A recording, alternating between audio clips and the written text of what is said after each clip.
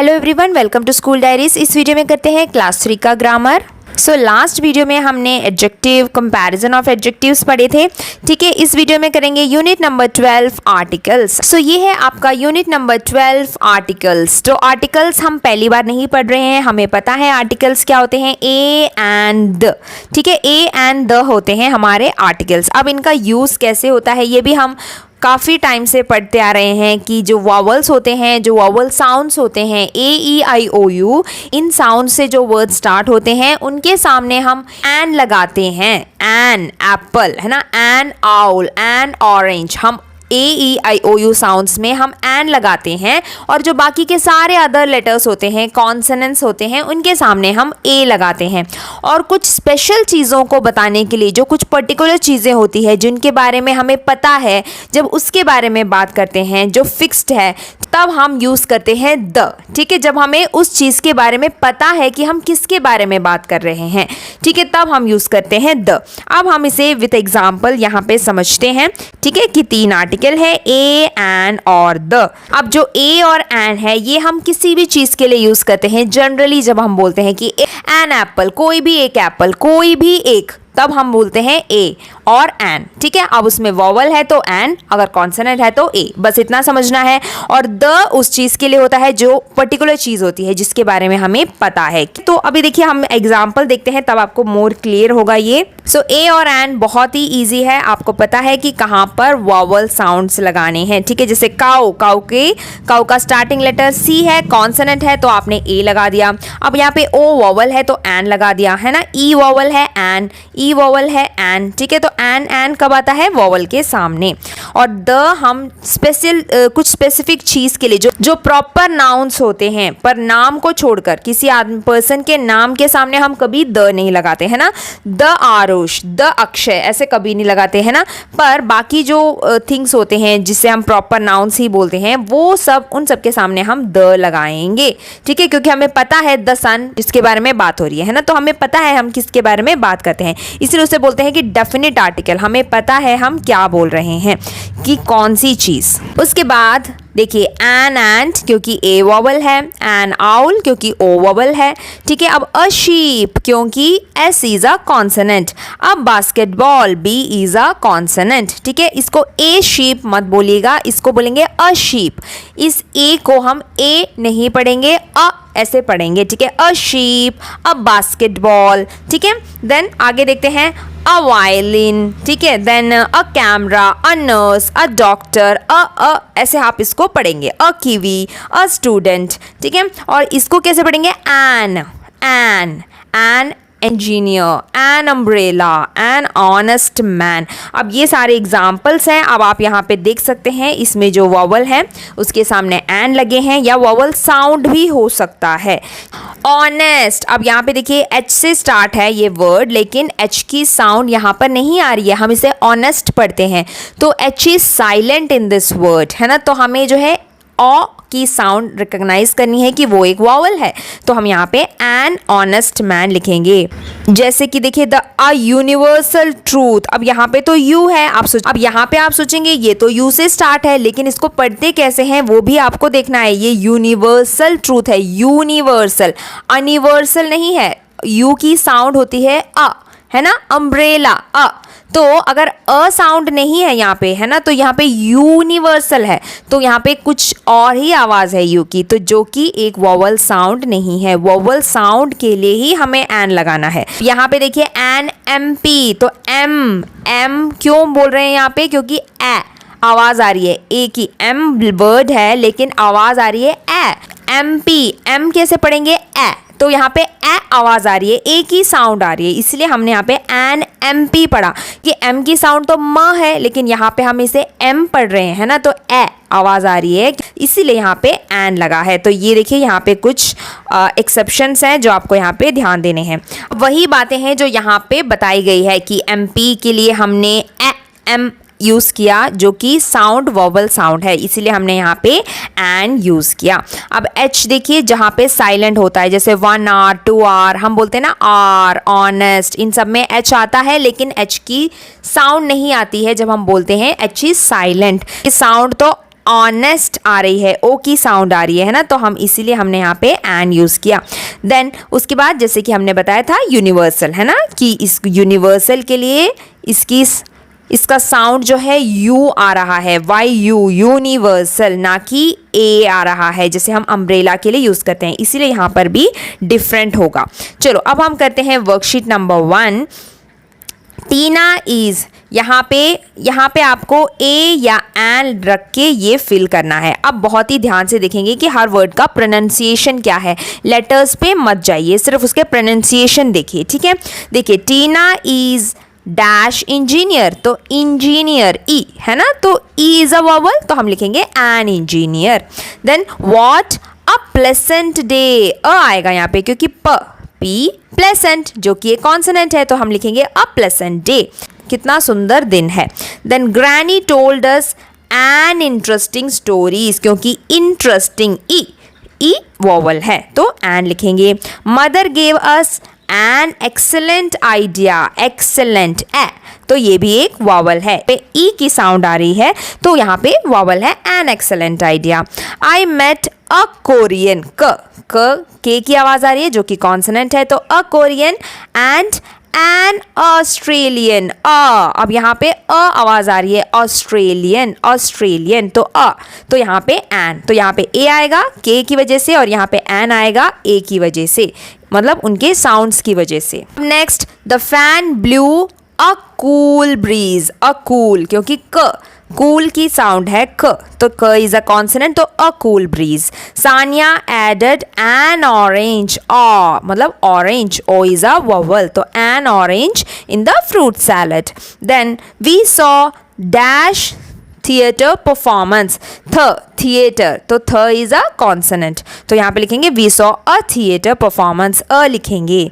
Then our neighbour is an MP, अब देखिए MP क्योंकि एम बोल रहे हैं, बोल तो एम रहे हैं लेकिन ए आवाज आ रही है, तो यहाँ पे हम एन MP लिखेंगे। Then that was an exciting match, exciting तो हम यहाँ पे लिखेंगे एक्साइटिंग के लिए एन, ठीक है, क्योंकि A is a vowel sound. Then yesterday was a hot day, यहाँ पे ह की ही आवाज आ रही है, तो हम यहाँ पे अ हॉट डे लिखेंगे, ए लिखेंगे अ हॉट डे, और इस तरीके से करेंगे worksheet number 1। Next let's see worksheet number 2। यहाँ पे ए एंड द तीनों ऑप्शंस हैं, उनमें से आपको जो सुटेबल है वो ऐड करना है। नंबर 1 पे देखते हैं dash book you wanted is not available. अब देखिए वो बुक जो तुम्हें चाहिए थी वो अभी अवेलेबल नहीं है, तो वो बुक, तो किसी उस बुक के बारे में बात हो रही है जिसके बारे में पता है, मतलब कोई पर्टिकुलर बुक, कोई ऐसी वैसी बुक नहीं, जिस बुक को तुम चाहते थे वो बुक नहीं है, तो ये किसी खास बुक के बारे में बात हो रही है, तो हम यहाँ लिखेंगे द बुक यू वांटेड, वो बुक जो तुम्हें चाहिए थी, तो यहाँ पे हम लिखेंगे द बुक, द पर्टिकुलर चीजों के लिए यूज करते हैं। Then which is the largest flower, अब देखिए द लार्जेस्ट फ्लावर एक ही होगा ना, लार्जेस्ट फ्लावर तो एक ही होगा, सबसे लार्जेस्ट फ्लावर, तो हम ऐसे नहीं बोल सकते which is a largest flower, मतलब कोई भी, एनी, तो एनी लार्जेस्ट फ्लावर नहीं होता, एक ही सबसे लार्जेस्ट फ्लावर होता है, तो हम लिखेंगे विच इज द लार्जेस्ट फ्लावर, सबसे बड़ा लार्जेस्ट फ्लावर, तो उसको हम द ही यहाँ पे लिखेंगे the.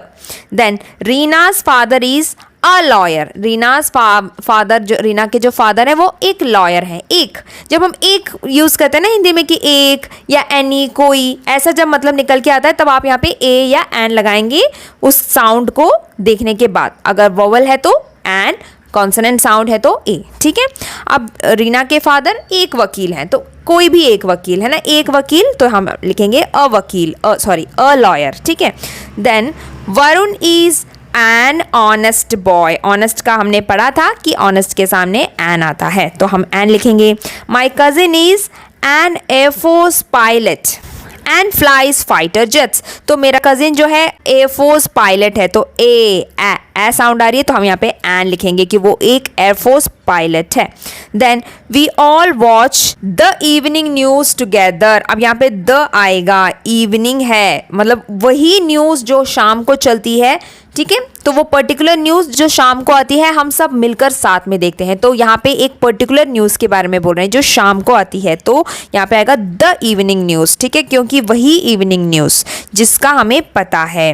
Then don't play in the rain. In a rain नहीं होता, कोई भी रेन नहीं होता, एक ही रेन होता है, मतलब रेन एक ही चीज़ को रेन बोलते हैं। तो हमें पता है don't play in the rain, ना कि don't play in a rain कि इस रेन में मत खेलो उस रेन में खेलो, ऐसा कुछ नहीं होता है ना, एक ही रेन होता है। तो the rain. We had to wait for an hour, क्योंकि आर है और एच की साउंड यहाँ पे साइलेंट है तो ये वॉवल साउंड है, तो an R at the airport. Then the Himalayas are the world's greatest mountains. The Himalayas, क्योंकि ये एक प्रॉपर नाउन है और उसके सामने द आएगा, ठीक है। द ताजमहल, द हिमालय, जो ऐसे खास स्पेशल थिंग्स होते हैं ना, स्पेशल वर्ड्स होते हैं, उनके सामने भी हमें द लगाना होता है। बट पीपल और पर्सन के जो नेम्स हैं उनके सामने हम द कभी नहीं लगाएंगे, ठीक है। So the Himalayas are the world's largest. Are a words largest वो भी गलत है कि कोई भी लार्जेस्ट नहीं, एक ही ग्रेटेस्ट है ना। तो द वर्ल्ड्स ग्रेटेस्ट माउंटेन्स हैं हिमालय, तो यहाँ भी द और यहाँ भी the. Can you get me a glass of water please. क्या मुझे एक ग्लास पानी मिल सकता है। एक का जब मीनिंग आता है तब भी अ, ठीक है। Can you get me a glass of water, कि एक ग्लास ऑफ वाटर दे दो। Then Riya has an aquarium, क्योंकि ए इज़ अ वॉवल, तो एन एक्वेरियम उसके घर में है। Then dash computer isn't working. अब देखिए ये कंप्यूटर काम नहीं कर रहा है, तो ये भी किसी एक कंप्यूटर के बारे में बात हो रही है ना, कि ये कंप्यूटर काम नहीं कर रहा है। तो हमें आपको पता है कौन सा कंप्यूटर, तो आप ये लगाएंगे the computer is not working. Computer work नहीं कर रहा है। A computer is not working नहीं, कोई भी कंप्यूटर नहीं, ये कंप्यूटर काम नहीं कर रहा है, तो द कंप्यूटर इजंट वर्किंग, ठीक है। अब नेक्स्ट है आपका वर्कशीट नंबर 3। यहाँ पे आपको सेंटेंस को करेक्ट करके रीराइट करना है, दोबारा लिखना है। जहाँ पे मिस्टेक्स हैं उनको आपको करेक्ट करके लिखना है, क्योंकि यहाँ पे जो है गलत आर्टिकल्स लगे हुए हैं। ए की जगह एन लगा है, एन की जगह द लगा है, तो आपको उसे करेक्ट करके लिखना है। देखिए आई हेल्ड अ ऑक्टोपस, तो ऑक्टोपस यहाँ पे गलत है, ऑक्टोपस के लिए तो एन आना था, यहाँ पे ए लिखा है, तो आप इसको करेक्ट करके लिखेंगे I held an octopus in my hand, तो ए को आप कर देंगे एन, ठीक है। तो ये आपको यहाँ पे करना है, ए को करेंगे एन, ये गलत है। Then next an car is parked in front of an bank, ये दोनों गलत है। देखिए यहाँ पे एन कार नहीं आएगा क्योंकि कार तो कॉन्सोनेंट साउंड है, तो a car is parked in front of the bank, एक बैंक के सामने, तो ये भी गलत है, ये भी गलत है। यहाँ पे आप लिखेंगे, यहाँ पे लिखेंगे कोई भी एक कार जो है उस बैंक के सामने खड़ी कर दी गई है, यानी a car is parked in front of the bank, ठीक है, कि उसका एक कार जो है उस बैंक के सामने, तो बैंक आपको पता है कौन सा है, उसके सामने कोई एक कार खड़ी है, तो कार के लिए लगाएंगे अ कार, और बैंक आपको पता है आप किस बैंक के बारे में बात कर रहे हैं ना, तो आप लिखेंगे the bank. Then we have a canal, यहाँ पे द नहीं आएगा, आपके डॉग के लिए, हमारे डॉग के लिए हमारे पास एक कैनल है। मतलब कैनल क्या होता है, डॉग का घर, उसको कैनल बोलते हैं। तो एक कैनल है, एक ही है ना, तो हम लिखेंगे we have a canal for our dog, हमारे डॉग के लिए हमारे पास एक कैनल है, मतलब उसका घर है। अ वाटर इज क्लीन, तो ये भी गलत है। अ वाटर इज क्लीन क्या होता है, द वाटर इज क्लीन होता है, वाटर एक ही है। अ वाटर, ये वाटर वो वाटर कुछ नहीं होता, एक ही वाटर होता है ना, वाटर मतलब पानी, तो द वाटर इज क्लीन, तो द लगाएंगे। जैसे हमने रेन के लिए बोला था द रेन, क्योंकि रेन एक ही चीज़ है जिसको हम रेन बोलते हैं, तो वाटर भी एक ही चीज़ है जिसे हम वाटर बोलते हैं, है ना। So the water is clean, the आएगा यहाँ पे। Then what a untidy room, यहाँ पे एन आएगा क्योंकि untidy, you is a you produces vowel sound, तो what an untidy room। An अर्थ, अर्थ एक ही है, स्पेशल है, तो हम एन नहीं लगाएंगे, the earth. The earth is the only planet with life, ठीक है। Last, gold is a expensive, तो अ बन जाएगा एन, क्योंकि ई वोवल साउंड देता है, ई, एक्सपेंसिव, तो gold is an expensive metal. ठीक है, तो इस तरीके से लिखेंगे। सो जहां पे भी रॉन्ग साउंड्स लगे हैं उन्हें आपको करेक्ट करके यहाँ पे लिखना है और ये वर्कशीट कंप्लीट करनी है। होप आपको समझ में आया होगा। अब मिलते हैं अगले वीडियो में अगले टॉपिक के साथ, तब तक के लिए बाय बाय, टेक केयर।